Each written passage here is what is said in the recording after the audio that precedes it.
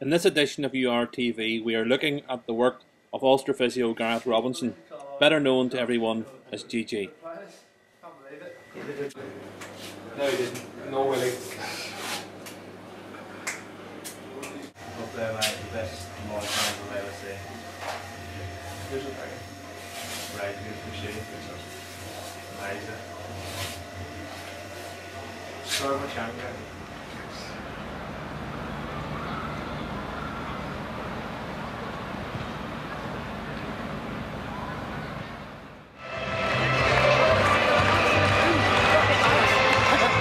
Well, GG, any injuries to worry about? Tommy Seymour's turned his ankle, but everything's fine, joint's stable, and just iced him up at half time and he should be fine. We'll keep an eye on him in the first 10 minutes. Okay, cheers, see you after the game.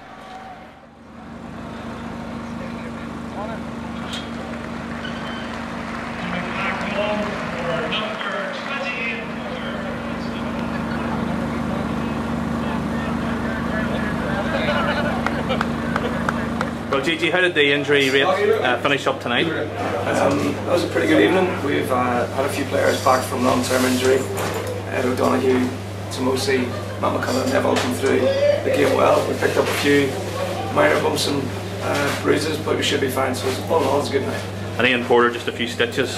Yeah, he was looked after by a good doctor here at the end, so he'll be scarred for life.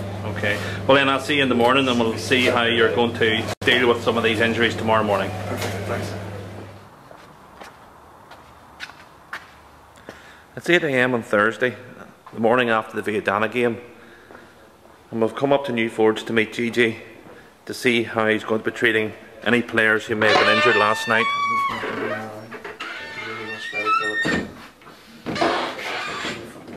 Morning.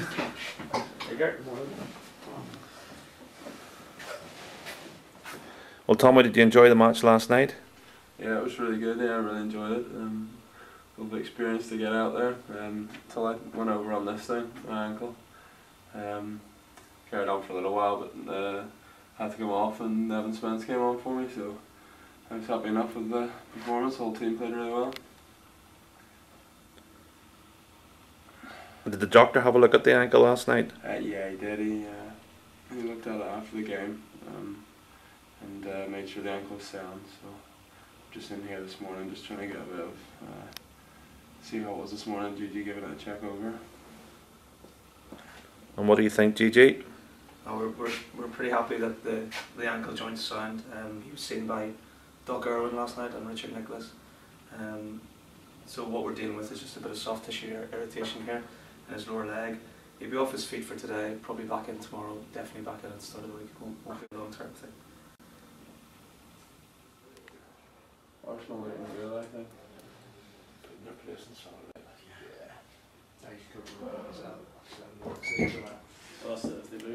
It was a good game last night. The boys played well, and it was a fairly quiet one for you. Yeah, unusually so.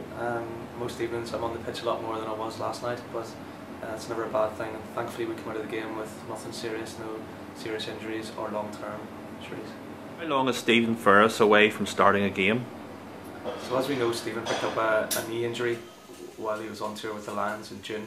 Thankfully that's resolved and his rehab's complete. Now it's just a case of Stephen having the appropriate time through pre-season to get himself fit. So medically he's in good shape, it's just a case of conditioning wise now. Beyond that, Andrew Trimble returns this weekend against Worcester. He had knee surgery at the end of last season just to resolve a long-standing chronic problem at his joint. He's had a very successful rehab programme this summer and he's raring to go.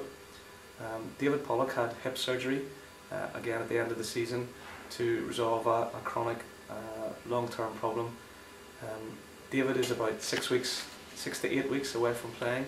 His rehab's a little longer, but at this stage he's exactly where he should be and on course for a return early October.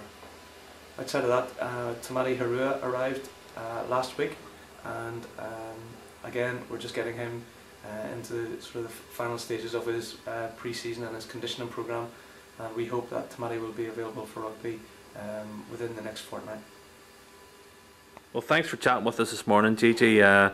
Obviously, whenever you run onto the pitch on a Saturday night or a Friday night at Ravenhill, you and the Doc seem to get a bit of stick from the crowd. Do you enjoy that?